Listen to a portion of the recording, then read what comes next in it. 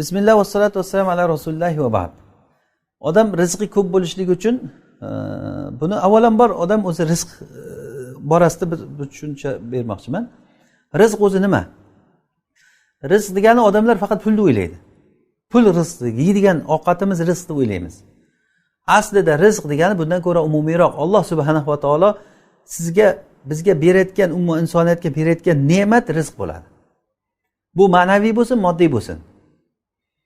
Masalan, soliha ayol rizq, farzandlar rizq, ilm qalbga berilayotgan ilm bu rizq bu. Xotirjamlik rizq, xursandchilik rizq. Xafalik ham rizq, xafalikdan bo'lgan rizqi insonni. Balo kulfatlar ham insonni rizqi o'shandan va insonga kelayotgan insonni ovqati ham rizq, ichadigan suvi, oladigan havo bu ham rizq. Allohning ne'mati. Nimaniki Alloh subhanahu va taolo ne'mat qilib bergan bo'lsa insonga, bular hammasi insoncha rizq bo'ladi. Rizq insonda onaning qonida paytda belgilangan. Mana farishta tushib yozadi, 4 ta narsani yozganda, inson 4 oylik bo'lgandan keyin onaning qonida uni rizqi qancha yeydi hammasi yoziladi. Undan o'zgarmaydi. Rasululloh sollallohu alayhi vasallam aytganlarki, inna ruhal qudus nafaxa fi ru'i anna an-nafsa lan tamuta hatta tastakmila rizqaha fattaqulloha va ajmilu fit talab. Ruhul qudus, ya'ni Jibril hozir meni qalbimga vahiy keltirdi. Aytdiki, birorta nafs rizqini to'liq olmaguncha o'lmaydi.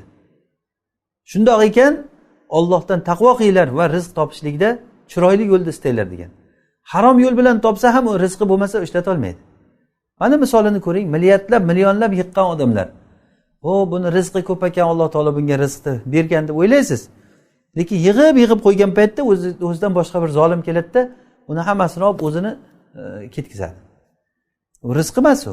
O'zi qayta bordi namasilar, ovqatini ham durustga yemayotgan qoladi. Kerak bo'lsa, o'sha boshqa kambag'allar yeydigan ovqatni ham yeyolmaydi bu odam. Rizqi yo'q chunki. Odam pulni jamlayvergan bilan rizqim ko'p deb o'ylamas, u puldan qanchasi uni rizqi bilmaydi uni. Ya'ni Alloh taolo unga ne'mat qilib bergan narsa qancha, u ketayotgani qancha birovniki bilmaydi uni. Yiqqan narsalari hammasi kimgadir olib borib beradi. Rizqi bo'lmagandan keyin inson uni ishlata olmaydi baribir ham.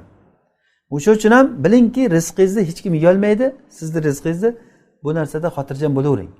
Mana bu narsa insonga juda katta bir fiqh, katta bir ilmni beradi agar qalbga o'rnashsa shu ma'lumot. Bu rizq tushunchamiz bu. Keyin rizqni ko'payishligi, kamayishligi deganda bu baraka bo'lishligi deb tushunamiz. Ya'ni insonga rizq ko'p bo'ladi qachon baraka bo'lsa. O'zi baraka darslarimizda alhamdulillah buni yaxshi bo'lardi, baraka darslarimizni bir eshitilinsa. Barakada o'sha Alloh subhanahu va taoloning bergan barakasi nima o'zi? Insonning rizqidagi baraka, unda aytganidek odamning umridagi baraka, odamning ilmidagi baraka, amaldagi baraka, farzandlardagi baraka, moldagi baraka, bularni hammasini bitta-bitta aytib chiqdik. Bunga misollar bilan.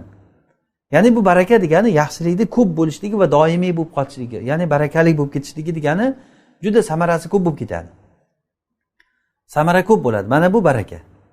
Demak, kimki agarda shu rizqim ko'p bo'lsin desa, barakali bo'lsin desa, u sabablarni ushlash kerak bo'ladi. Birinchidan Alloh subhanahu va taologa duo qilishlik. Ya'ni mavzu savolimiz shu, rizqim ko'p bo'lsin degan odam nima qilish kerak? Alloh taolodan so'rash kerak. Robbana atina fid dunya hasana va fil oxirati hasana va qina azabannar. Yoki Allohumma inni as'aluka al-huda wat-tuqa wal-afafa wal-ghina. Mana g'ina boylik va afof, xotirjamlik, rizq so'rash bo'lar. Xo'p, birinchisi Allohdan so'rash, ikkinchisi istig'for so'rash. Odam istig'for so'rasa ham hayotida totuvlik va rizqi ko'payadi. Ko'paygani qanday? Barakali, toyib hayot bo'ladi.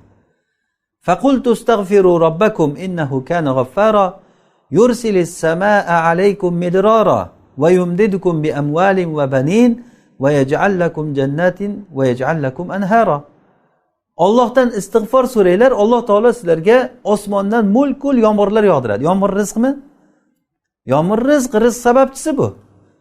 O'sha rizqlar nimadan kelyapti? Istig'fordan kelyapti. Istig'for so'rasak yomg'ir yog'adi. Yursilis samaa alaykum midrara va yumdidukum bi amwalin va banin. Sizlarga mol dunyo va farzandlar bilan Alloh taolo sizlarga madad beradi. Va yaj'al lakum jannat, sizlarga bog'-rog'lar qilib beradi. Va yaj'al lakum anhara, va sizlarga anhorlar qilib beradi. anhorlar qilib beradi. Mana bu narsalar butun biz istagan narsalar hammasi. Buni sababi nima bo'lyapti? Istig'for. Alloh taolodan gunohlarimizdan istig'for so'rashligimiz kerak bo'ladi. Keyin Allohdan so'rash va istig'for so'rash va taqvoli bo'lishlik, bu ham insonni hayotida totuvli bo'lishlikka olib keladi. Ya'ni Alloh subhanahu va taolo aytadiki, kim meni agar zikrimga ergashsa, faman ittaba'a hudaya fala yadillu va la yashqa. U adashmaydi ham, baxtsiz ham bo'lmaydi yoki falanuhyiyannahu hayatan tayyiba. Uni biz toyyib hayotda yashatamiz degan. O'zi rizqdan maqsad nima? O'zi maqsad rizq deganda yaxshi yashashni nazarda tutyapsizmi? Yaxshi yashayman degan odam Allohning zikriga, dinga ergashishi kerak. Dinni mahkam tuting, sizdan ko'ra baxtli odam bo'lmaydi. Dinni tashlang, sizdan ko'ra baxtsiz odam bo'lmaydi. Butun dunyo sizni qo'lingizga berilib qo'ygan bo'lsa ham, xorlikni shunday Alloh taolo peshinangizga olib qo'yadi. Xorlik insonni ko'zini oldida turadi. Agar butun dunyoni podshosi bo'lib turgan bo'lsa ham, ichidan xorlikni sezadi inson. Bu haq bo'lgan Alloh taoloning kalimalari bular hammasi. Lahum fid dunya khizyun, ularga dunyoda xorlik bo'ladi degan Alloh taolo. Demak, istig'for so'rashlik va taqvo qilish, Alloh taoloning shariatiga yaxshi ergashishlik. Va yana buni juziyatlariga kirsak, Rasululloh sollallohu alayhi vasallam aytganlarki, man sarrahu an yubsata lahu fi rizqihi va yunsa lahu fi ajalihi falyasil rahimahu. Kimda kim agar meni rizqim keng bo'lsin desa va ham umrim uzoq bo'lsin deb xohlasa, hammamiz xohlayotgan narsa bu. Nima qilsin? Nima qilish kerak shu odam deganda o'zi aytayaptilar. Kimki agar rizqim keng bo'lsin va moli dunyom ko'p bo'lsin va umrim uzoq bo'lsin deb xohlasa agar, falyasil rahimahu, qarindoshlariga bordi keldi qilsin degan. Qarindoshga bordi keldi qilishlikni eng avvalosi ota-ona inson uchun. Ota-onaga yaxshilik qilish va ularning holidan xabar olishlik, ularga yaxshi xizmat qilishlik bu insonning rizqini keng bo'lishlikka sababchi bo'ladi. Ya'ni insonning rizqini sabablari boshqa bir yerdan bo'ladi, inson uni sezmaydi. Hozir mana shu holatda men bir mavzumizga tegishli bo'lmasa ham bir nimani bo'lgan voqeani aytib beray. Bo'lgan deb eshitganmiz, ya'ni vallohu alam. Xitoyda 1958-yilda Xitoyda chumchuqlarni o'ldirishga buyruq chiqargan ekan Xitoy podshosi. Chumchuqlar butun zarar beryapti. Bizning jamiyatimizga chumchuq zarar deb kallasiga kelgan uni. O'ldiringlar hamma chumchuq. Dehqonlar, maktab bolalariga soliq solingan. Har kuni maktab bolalari bitta ikkita chumchuqni kallasini olib borish kerak bo'lgan maktabga. Dehqonlar qancha ko'p o'ldirsa, hatto qahramon, vatan qahramoni degan unvonlar ham berilgan. Chumchuqni ko'p, qushlarni ko'p o'ldirganligi uchun. 1 yilda ichida qirib tashagan chumchuqlarni. Umuman chumchuq parrandalar qirib tashagan.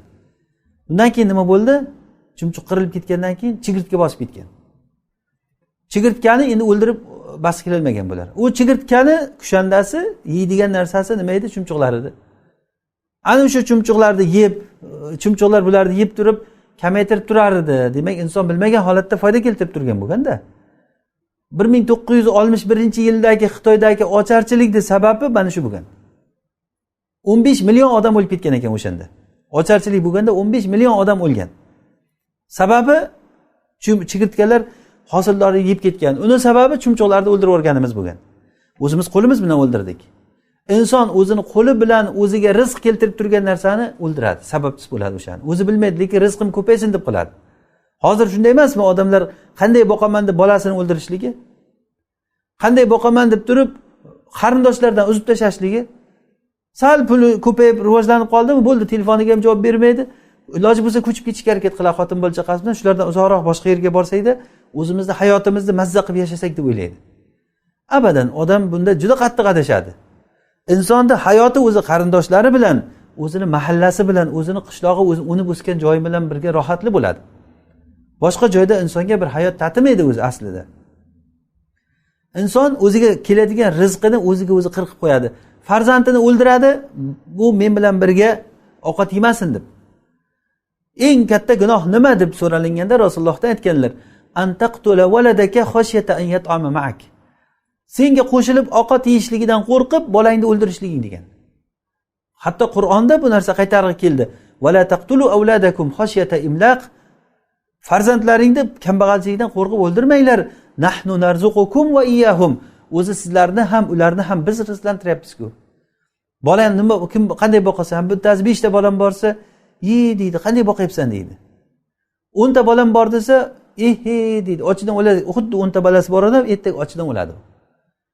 Qarang, 10 ta bolasi bor odam, 20 ta bolasi bor odamga ochidan o'lyaptimi? Bir-biriga yordam berib, agar tijorat qilsa bulardan boy odam bo'lmay ketyapti-ku. Rizq bu yerda kelayotgan joyi boshqa o'zi. O'sha uchun ham rizqim ko'paysin degan odam qarindoshiga bordi keldi qilish kerak. Qarindoshni siz uchun eng avlo birinchi o'rindagisi o'zingizning ota-onangiz. Undan keyin aka-ukalar, opalar, singillarning holidan so'rash. Odam o'zi qorni to'yib, ovqat yeb o'tirsa-da, mana da singlisi xorzor bo'lib yurganligini bilsa, har zamonda ichi achib qo'yadi, lekin bilib indamay yuraversa, bu odam rizqim kengayadi deb o'ylamasin. Qarindoshlarga bordi keldi qilib hol so'rashlik mana bu rizqni ko'paytiradi. Yana bu baraka sabablari ko'p, ya'ni mayda-mayda aytilinsa, sahar turishlikda masalan baraka bo'ladi. Saharlik qilishlikda baraka bo'ladi. Taomga jamlanib turib hamma ko'pchilik bo'lib yeyishlikda baraka bo'ladi. Hattoki Rasululloh sollallohu alayhi vasallam agarda taom yeyishda bittalaringni taom yerga tushib ketsa, o'shani axlatga tashlab yubormasdan olib undan ozorlarni ketkizib tozalab yesin, baraka qayerdaligini bilmaydi bittalaring degan. Demak, taomni oxirigacha yeb qo'yishlik bu. Tovoqlarda hali bizda bir yaxshi odat bor. Hatto arablarda ham yo'q bu narsalar. Tovoqlarni yalab qo'yishlik, butun tovoqlarni tozalab qo'yishlik. Ozroq orttirib qo'yishlikni bir oltagarchilik deb o'ylaydi odamlar. Bu ham bir baraka qayerda qochiradigan narsalardan bu ham. Isrof qilmaslik, isrofgarchilik bu barakani ketkizayotgan narsalardan. Yolg'onchilik, haromga aralashishlik bu barakani ketkizadi. Rasululloh sollallohu alayhi vasallam aytganlarki, "Al-bayyani bil khiyar ma lam yatafarraqa. Fa idza bayyana wa sadaqa aw fa idza sadaqa wa bayyana burika lahumā fi bay'ihima. Fa idza kadhaba wa katama muhiqat barakatu bay'ihima." Savdo qilayotgan odamlar, men qisqartirib ma'nosini aytaman.